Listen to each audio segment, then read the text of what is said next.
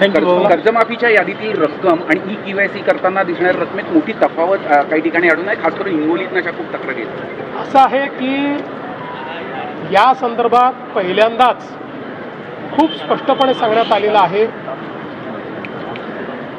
की काही accounts NPA होते. या NPA अकाउंट्समध्ये NPA असताना देखील बँकांनी त्याच्यामध्ये व्याज लावलं होतं. पण ज्यावेळेस बँकांची आमची चर्चा झाली त्यावेळी बँकांनी दोन गोष्टी कबूल केल्या. एक, NPAवरचं व्याज ते कमी करतील, ते काढून टाकतील. आणि दुसरं, कर्जमाफीच्या दरम्यान अकाउंट आणि अकाउंटमध्ये पैसे येणं या दरम्यानच्या कालावधीचं व्याज ते काढून टाकतील. त्यामुळे अकाउंटमध्ये जरी व्याज दिसत असलं तरी बँकांनी त्या व्याजाशिवाय कर्जमाफी मान्य केलेली आहे.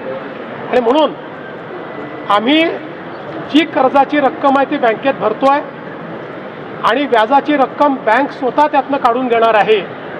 काही लोकांना कन्फ्युजन असं होतं आहे की आमचे जास्त पैसे अकाउंटला दिसत आहेत, म्हणजे आमच्यावर जास्त कर्ज अकाउंटला दिसत आहे आणि त्या मनाने आमच्या अकाउंटला कमी पैसे आले आहेत. काळजी करू नका.